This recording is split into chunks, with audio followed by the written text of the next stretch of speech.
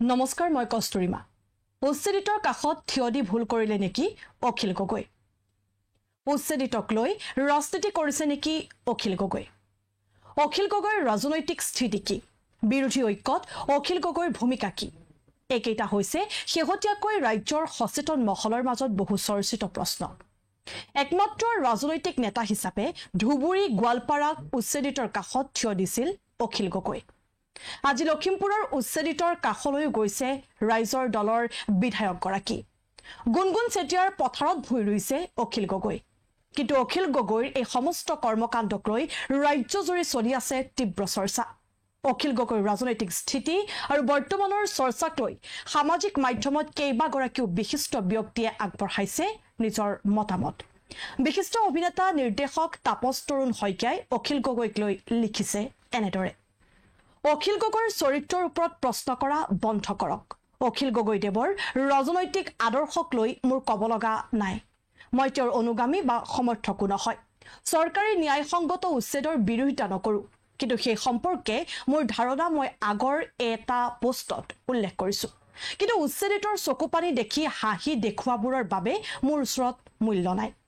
উচ্ছেদিতৰ সন্মুখত অসমৰ এজন মানুহ অকলে থিয় হ'বলৈ সাহস কৰিলে সেইজন অখিল গগৈ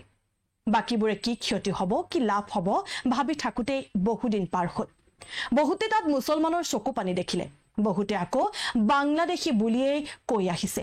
অথচ চৰকাৰে সেই সকলক বিতৰণ কৰিব নোৱাৰে সংস্থাপন দিব লাগিব অখিল গগৈৰ ৰাজনৈতিক স্থিতি বহু সময়ত অস্পষ্ট হ'লেও এই বিশেষ সময়ৰ মানৱীয় স্থিতি ইতিহাস হ'ল যদি অদূৰ ভৱিষ্যতে ৰাজনৈতিক বিশ্ববাস্প সৃষ্টি কৰা ধৰ্মীয় সংঘাতত অসম ৰক্তাক্ত হ'ব লগা হয় অখিল গগৈৰ দৰে নেতাৰ সততা আৰু সাহসে কামত আহিব এইটো কথা মনত ৰখা ভাল এনে আশংকা কিন্তু লাহে লাহে ঘনীভূত হৈছে প্ৰায় ৩টা দশক ধৰি এককভাৱে মুখ্য বিৰোধীৰ ভূমিকাত অৱতীৰ্ণ হৈ থকা অখিল গগৈ কি সেয়া বুজোতে অসমীয়াই ভুল কৰিলে নহ'ব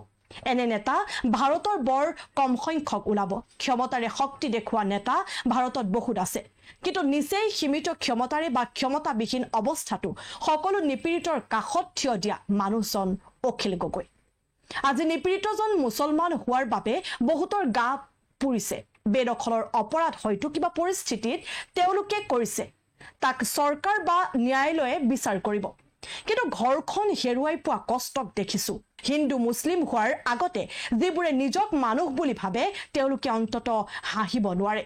অখিল গগৈ শৰীৰ আৰু মনৰ মাজেৰে যিমান সংগ্ৰাম যিমান শাস্তি আৰু কষ্ট পাৰ হৈছে তাৰ হিচাপ নাই যিসকলে আজি বৰ তুচ্ছ কথাৰে নিপীড়িত মহিলা এগৰাকীৰ লগত ছবি দেখুৱাই অখিল গগৈক অপমান কৰিছে বা তাতকৈ ওপৰলৈ গৈ কিবা গোচৰ তৰিছে তেওঁলোকে অখিল গগৈৰ দশক জোৰা সংগ্ৰাম অপমান কৰিছে জনতাৰ বাবে কিবা কৰিবলৈ গৈ যদি এবাৰ জেললৈ যাব লাগে তাৰ পিছত পুনৰবাৰ নিজক জনতাৰ সেৱাত নিয়োগ কৰাটো কিমান কষ্টকৰ সেয়া কেৱল ভুক্তভোগীয়েহে জানিব কিমানবাৰ অখিল গগৈৰ ওপৰত তেনে নিৰ্যাতন হ'লেও এজন আচৰিত সাহসী নেতা নিপীড়িতৰ কণ্ঠ বাৰে বাৰে আকৌ থিয় হয় দুৰ্গতজনৰ বাবে বিজেপিৰ সমৰ্থকসকলে পাহৰি গৈছে কংগ্ৰেছৰ শাসনৰ দুৰ্নীতিৰ বিৰুদ্ধে অখিলেহে প্ৰথম সিংহৰ দৰে যুঁজিছিল তাৰ পিছত কি হ'ল সকলোৱে জানো বিজেপিৰ পথ প্ৰশস্ত হ'ল এয়া সময় বিচাৰ কৰিব কংগ্ৰেছৰ সলনি অহা বিজেপিত কিমান সুফল আহিল যেনেকৈ কংগ্ৰেছক ভুলৰ শাস্তি অসমৰ নাগৰিকে দিলে একেদৰে বিজেপিৰ ভুল শুদ্ধও সময়ে বিচাৰ কৰিব মাত্ৰ সলনি নহ'ব অখিল গগৈৰ ধাৰাবাহিক বিৰোধী স্থিতি কৈছোৱে যে অখিল গগৈৰ ৰাজনৈতিক স্থিতি বহু সময়ত মোৰ বাবেও অস্পষ্ট কিন্তু কোনোদিন তেওঁৰ সংগ্ৰামী সত্তাক লৈ সন্দেহ নাই বৰঞ্চ আছে বহুত শ্ৰদ্ধা ৰাজনৈতিক নেতা হিচাপে অখিল গগৈ সফল হওক বা নহওক এজন গণনেতা হিচাপে মানুহক ন্যায্যতা আৰু অধিকাৰৰ শিক্ষা দিয়াত অখিল গগৈৰ অৱদান সকলোতকৈ ওপৰত অসমীয়াক দশক জোৰা সংগ্ৰামেৰে ৰাজনৈতিক বুট দিছে অখিলে প্ৰত্যক্ষ বা পৰোক্ষভাৱে এজন মানুহ সকলো ভূমিকাত সফল নহ'ব পাৰে সেই বুলি তেওঁৰ গুৰুত্ব কমি নাযায় অখিল গগৈৰ ত্যাগ আৰু সংগ্ৰামী সত্তাক অপমান নকৰিব ৰাজনৈতিকভাৱে তেওঁৰ সমৰ্থন কৰক বা নকৰক তেওঁ যে অসমৰ আদৰ্শ সংগ্ৰামী অনুষ্ঠান তাক নুই কৰাটো এটা বিৰাট ডাঙৰ ভুল হ'ব অখিল গগৈৰ কণ্ঠৰোধ অসমীয়া মানুহৰ বাবে অপূৰণীয় দুৰ্ভাগ্য অখিল গগৈয়ে উচ্ছেদিতৰ কাষত থিয় হোৱাক লৈ সৃষ্টি হৈছে ব্যাপক প্ৰতিক্ৰিয়াৰ মিয়াৰ নেতা সজাব বিচৰা হৈছে অখিল গগৈক ইয়াকে লৈ অখিল গগৈৰ পত্নী তথা বিবৰুৱা মহাবিদ্যালয়ৰ অধ্যাপিকা গীতশ্ৰী তামুলীয়ে লিখিছে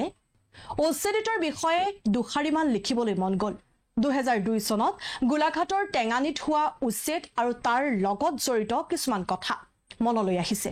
সেই উচ্ছেদৰ সময়ত প্ৰধান নেৰেটিভটো আছিল এই বুলি নম্বৰ সংৰক্ষিত বনাঞ্চল অবৈধভাৱে দখল কৰি টেঙানীৰ জন্ম দিয়া হৈছিল বনবাসীৰ ভূমি অধিকাৰ বিষয়ক কথাবোৰ তেতিয়াই সমগ্ৰ অসমতে ব্যাপকভাৱে চৰ্চিত হ'বলৈ ধৰিলে টেঙানীৰ মানুহবোৰ আছিল অত্যন্ত দৰিদ্ৰ দুই এটা পৰিয়ালক বাদ দি মাটি দখল কৰি থোৱা সকলৰ মাজত অৱশ্যে পাৰ্শ্বৱৰ্তী অঞ্চলৰ দুই এক সম্পদশালী ব্যক্তিও আছিল টেঙানীৰ নিষ্কিন মানুহ গোলাঘাট নগৰলৈ আন্দোলন কৰিবলৈ আহিলে সেই সময়ত সৃষ্টি হোৱা নেৰেটিভটো আছিল এনেধৰণৰ এই গাঁৱলীয়া অসভ্য মানুহবোৰে নগৰৰ পৰিৱেশ বিনষ্ট কৰিছেহি মনত পৰে গোলাঘাটৰ কুশলকৰ চিকিৎসালয়ত টেঙানীৰ এগৰাকী ৰোগীৰ বাবে কম্বল এখন দিয়াৰ দাবী কৰাৰ বাবে অখিল গগৈৰ বিৰুদ্ধে ডকাইতিৰ গোচৰ দিছিল তাত কৰ্মৰত মঙলদৈৰ ফালৰ এজন চৰকাৰী চিকিৎসকে সেইটোৱে আছিল মোৰ জীৱনত জনা প্ৰথমটো গোচৰ সেই সময়ত উচ্ছেদিত মানুহৰ লগত ভব্য গব্য সমাজৰ ব্যৱধানখিনি আছিল অৰ্থনৈতিক তথা শিক্ষা আদি সামাজিক মূলধনৰ যিজোপা গছৰ তলত আন্দোলনকাৰীসকল সাধাৰণতে আহি মাটিৰ অধিকাৰৰ বাবে ধৰ্ণা দিছিলহি সৌন্দৰ্যবৰ্ধন আঁচনি লৈ সেইজোপা গছৰ চৌপাশে বেৰা দি দিয়া হৈছিল সেই সময়তে পৰৱৰ্তী কালত আন্দোলনটো বৌদ্ধিক সমাজত কিছু চৰ্চিত হ'বলৈ ধৰাত অসমৰ এজন সুবিখ্যাত পৰিৱেশ কৰ্মীয়ে মাটিৰ অধিকাৰ বিচাৰি গোট খোৱা সভাত পৰিৱেশ ৰক্ষাৰ ডাঙৰ বেনাৰ এখন লগাই কেইখনমান ফটো তুলিছিলগৈ হয়তো আন্তৰ্জাতিক মঞ্চত নিজৰ প্ৰভাৱ দেখুৱাবলৈ ব্যৱহাৰ কৰা হ'ল ঘটনাক্ৰমে টেঙানীত কোনো ইছলাম ধৰ্মাৱলম্বী লোক নাছিল বংগমূলীয় বাদেই দিয়ক লেতেৰা অশিক্ষিত গা গোন্ধোৱা ফটা কাপোৰ পিন্ধা মানুহ দেখিলে আমাৰ দৰে শিক্ষিত মানুহবোৰৰ সঁচাই সমস্যা হয় সেগুণনকা শিশুক দেখিলেও স্বৰ্গীয় শৈশৱৰ অনুভূতি জাগিব নোখোজে এনেও লোকে পেলনীয়া আৱৰ্জনাৰ দৰে ধৰ্ম ভাষাৰ বিভিন্নতাৰ প্ৰসংগবোৰ আছে এনে বিভিন্নতাইটো আৰু বহু দূৰত্বৰ সৃষ্টি কৰে ঘৃণা আৰু উপমনৰ দুই এজন ব্যতিক্ৰম ওচৰৰ পৰা পাইছো তাৰে এজন অখিল গগৈ ৰাজনীতিবাদ মোৰ মনত এই কেইদিনমান চৰ্চিত হৈ থকা এজন দৰিদ্ৰতম কৃষকক সাৱটি ধৰা ফটোখন অখিলৰ জীৱনৰ এক যুগমীয়া ফটো বহু ভাবি চাইছো নিজকে সুধিছো এনে এখন ফটোৰ বিষয়বস্তু হ'বলৈ ইমান সুন্দৰতা মোৰ মনত আছেনে কেতিয়াও নাছিল নাই ফটোখন সাঁচি ৰাখিলো এয়া আছিল অখিল গগৈক লৈ দুগৰাকী ভিন্ন ক্ষেত্ৰৰ মানুহে লিখা দুটা পোষ্ট অখিল গগৈৰ স্থিতি বা ৰাজনৈতিক কৰ্মকাণ্ডক লৈ প্ৰশ্ন নিশ্চিতভাৱে থাকিব কিন্তু তাৰ মাজতো ক'ব লাগিব সেই সাম্প্ৰতিক সময়ত আটাইতকৈ চৰ্চিত নামটোৱে হৈছে অখিল গগৈ